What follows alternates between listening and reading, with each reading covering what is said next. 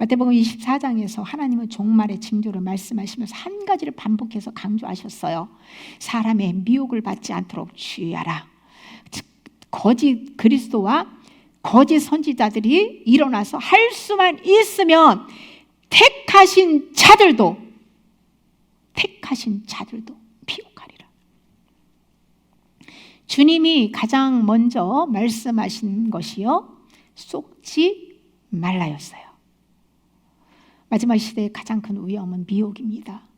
부드러운 말, 그럴듯한 논리, 교묘한 왜곡이 더 위험합니다. 미혹은 대개 이렇게 시작하죠. 진리를 조금씩 희석시키는 말로 다가오는 거예요. 요즘 시대에 그렇게까지 엄격하게 살 필요가 있나요?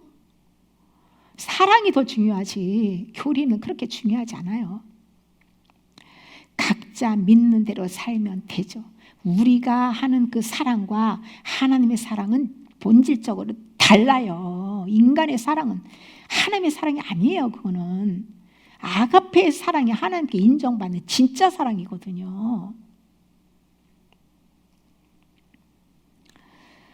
사실 이렇게 말하는 것들은요, 겉으로는 부드럽고 관용적으로 들리잖아요. 그러나 죄를 죄라고 말하지 못하게 만들고 진리를 바르게 선포하지 못하게 합니다. 결국 거룩의 기준을 점점 낮춰버리는 거예요. 거룩의 기준을 낮추면 어떻게 해요? 세상과 적당히 타협하면 이제 믹스해가지고 그냥 혼합돼가지고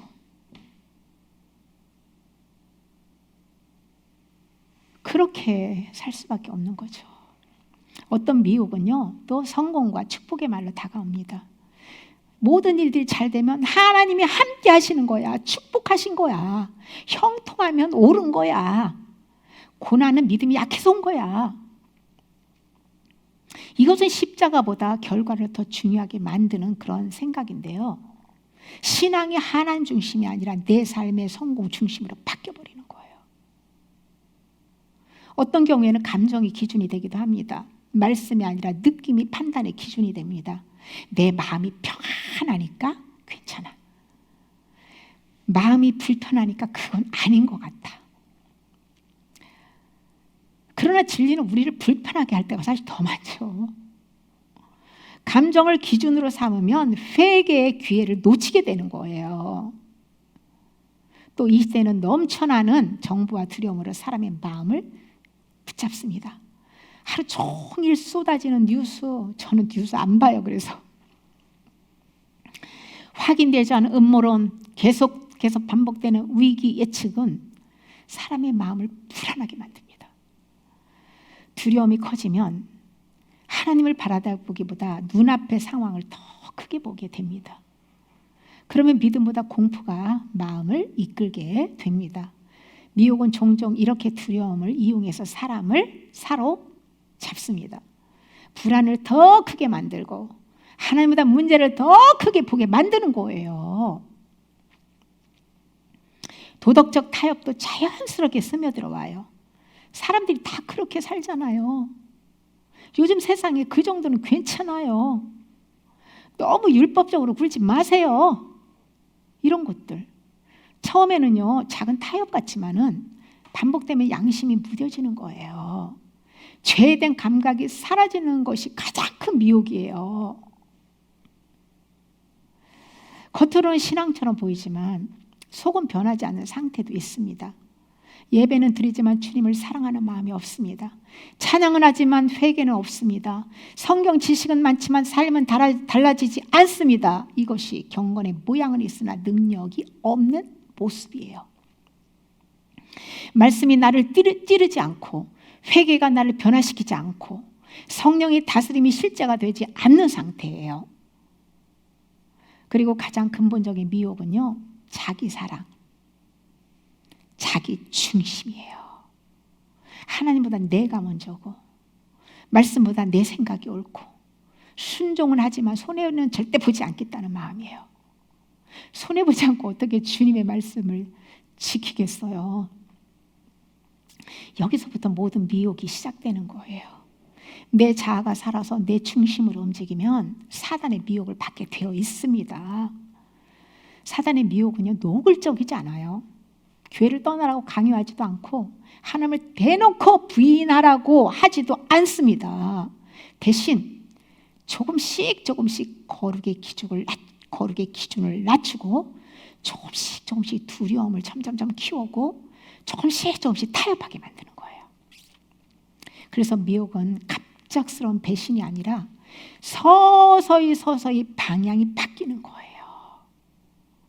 사람들이 속는 이유는요, 진리를 몰라서가 아닙니다. 물론 몰라서 속을 수도 있죠. 그러나 깊이 들어가면 진리를 사랑하지 않기 때문이에요.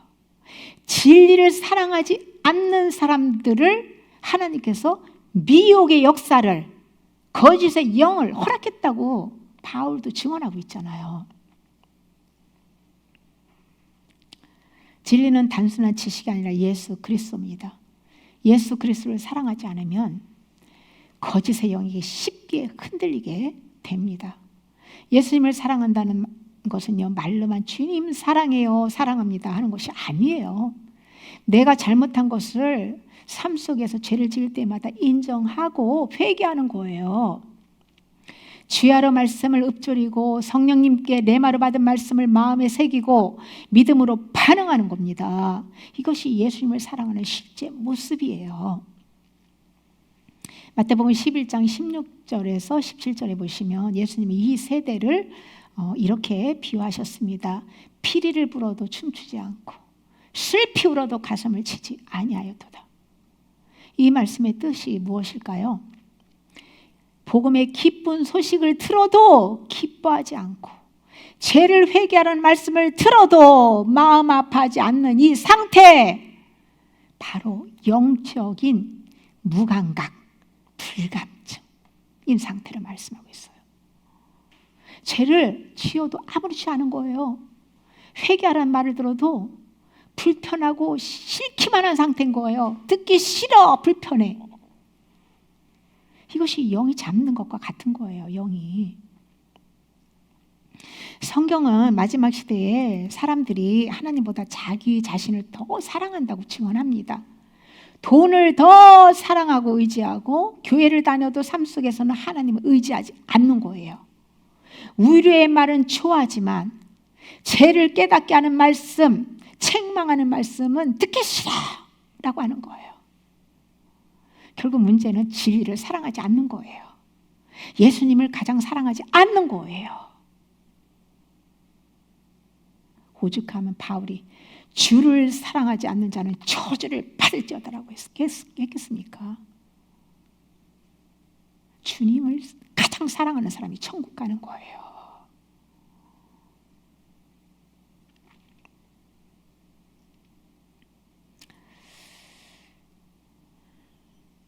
세상은 점점 더 불안하고 점점 더 시끄럽고 혼란스러울 거예요.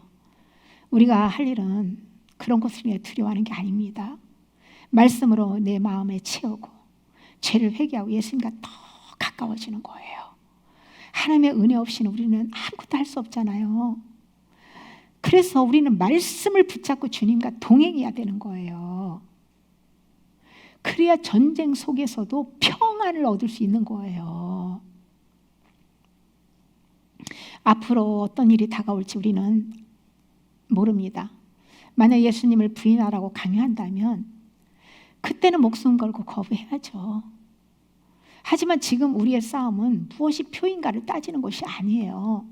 주님을 배신하지 않을 그 믿음을 준비하는 거예요. 지금 우리가 말씀으로 무장하고 회개로 마음을 깨끗하게 하고 끝까지 주님을 사랑할 때 적그리스도의 표를 받지 않을 수 있거든요. 그러려면 일상에서부터 작은 타협, 그런 것들을 사실 반복하면 큰 시험 이길 수 없습니다. 작은 일에 충성하는 자에게 하나님 큰 것도 맡긴다고 한 것처럼 죄도 마찬가지예요. 작은 죄 하나를 소홀히 여기면 안 됩니다. 믿음은 하루아침에 생기지 않아요. 점진적으로 우리 믿음이 자라고 성장을 해야 되잖아요. 날마다 우리가 순종하는 삶 속에서 믿음이 자라는 거예요. 말씀으로 무장하고 회개하여 마음을 정결하게 하고 끝까지 주님을 사랑할 그 믿음을 키우는 것이 사실 우리의 그것이 본질이죠. 짐승의 표를 거부하는 힘은 어느 날 갑자기 생기지 않는 거예요. 딸마다 믿음으로 순종하는 삶 속에서 그것을 그 자리에 섰을 때 목숨 내놓고 거부할 수 있는 거예요. 마지막 시대의 미혹 중 하나는 여러 가지의 공포로 우리의 시선을 빼앗는 것입니다. 질병이나 정책, 기술, 경제, 여러 정보들의 마음을 빼앗는데요. 논쟁과 과잉 정보로 그런 걸 자꾸 듣다 보면 어떻습니까? 이 심령이, 영이 메말라지는 거예요. 메마름에 빠지게 되는 거예요. 은혜가 점점점 사라지는 거예요. 그런 속에 다 영이 역사하기 때문이에요. 그래서 이런 현상들이 나타나죠. 분노를 하지만 애통하지 않아요. 논쟁은 하는데 회개하지 않아요. 정보는 많이 알고 있는데 거룩해지지 않는 거예요. 교회는 다니지만 죄로 상한 마음이 없습니다. 찬양은 열심히 부르는데 죄에 대한 애통이 없어요. 이것이 경건의 모양은 있으나 능력이 없는 상태예요. 경건의 능력은 말씀이 나를 찌르고 회개가 나를 변화시키고 성령이 나를 거룩하게 만드는 능력이에요. 우리에게 가장 문제는 나는 정말 진리를 사랑하는가입니다. 마지막 시대의 싸움은 지식의 싸움이 아니라 사랑의 싸움이에요. 누구를 더 사랑하느냐가 문제예요. 에스겔 9장에서 그 심판은 성전에서 시작되는데요. 사도 베드로도 심판이 하나님의 집에서 시작된다라고 말씀하고 있어요. 진짜 위험은 세상이 악한 것이 아니에요. 어차피 세상은 악해요. 교회가 세상과 구별되지 않는 것이 문제예요. 너무나 교회가 거기가 다 세속화됐잖아요. 거기에 무슨 진리가 있겠습니까? 혼합된 그 말씀 속에 성령께서 말씀하시겠습니까? 겉으로 말은 진리인 것 같아요. 생명력이 없다는 것이죠. 아무 유익이 없어요. 아무 유익이. 거룩에 대한 민감함은 사라지고 죄에 대한 탄식이 멈추고 예배가 형식만 남아있을 때가 가장 위험한 겁니다. 그러나 우리에게 소망이 있습니다. 하나님의 심판 전에 먼저 구별하세요. 하나님은 자기 백성을 아십니다. 겉이 아니라 중심을 보시기 때문이죠. 죄를 보고 슬퍼하는 자, 하나님을 경외하는 자, 진리를 사랑하는 자를 하나님은 아시고 끝까지 지키십니다. 마지막 시대는 우리의 마음이 드러나는 때예요. 우리가 무엇을 가장 사랑하는지, 무엇을 가장 두려워하는지, 무엇에 가장 마음이 흔들리는지 이제 밖으로 다 드러나는 거예요. 힘든 일이 생겼을 때 내 계획이 이루어지지 않아서 우는지, 아니면 하나님의 뜻이 무시되고 하나님의 거룩함이 가볍게 여겨져서 마음 아파하는지 그 반응이 우리의 믿음 상태를 보여줄 거예요. 마지막 시험은 갑자기 생기는 전혀 새로운 시험이 아닙니다. 그동안 내가 어떤 마음으로 살아왔는지 드러나는 순간이에요. 그래서 오늘의 선택과 태도가 중요합니다. 어느 날 큰 시험이 다가올 때 그때 갑자기 믿음이 생기는 것은 아니거든요. 지금까지 살아온 그 내 삶의 결산이죠. 결과, 열매를 알게 되는 거예요. 그래서 우리는 지금부터 믿음이 점진적으로 자라도록 장성한 믿음에 이르러서 그리스도와 연합되는 데 목적을 두고 부지런히 거기에 관심을 가지고 우리는 신앙생활을 해야 되는 거예요. 우리 안전은 세상의 정보를 많이 아는 데 있지 않습니다. 몰라도 됩니다.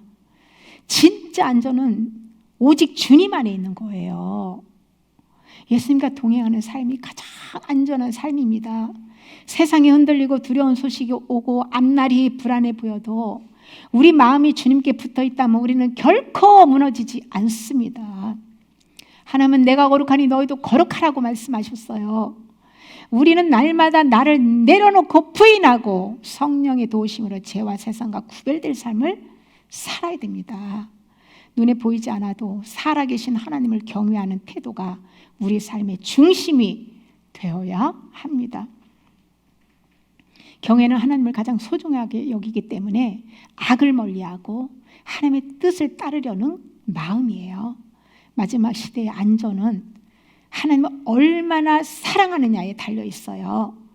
세상이 무엇을 말하든지 사람들이 무엇을 선택하든지 우리는 세상과 타협하지 않고 하나님 편에 서 있어야 되는 거예요. 우리의 소망은 이것입니다. 이 어두운 시대 속에서도 영의 감각이, 영의 오감이 다 살아나서 정욕과 탐심을 십자가에 못 박고 겸손하고 상한 심령으로 하나님 앞에 서는 삶이에요. 나는 죽고 예수 그리스도로 사는 삶이에요. 하나님을 사랑하는 마음으로 우리는 끝까지 믿음을 지켜야 됩니다. 주님 안에 머무는 사람이 마지막 시대도 흔들리지 않고 평안을 누리게 될 것입니다.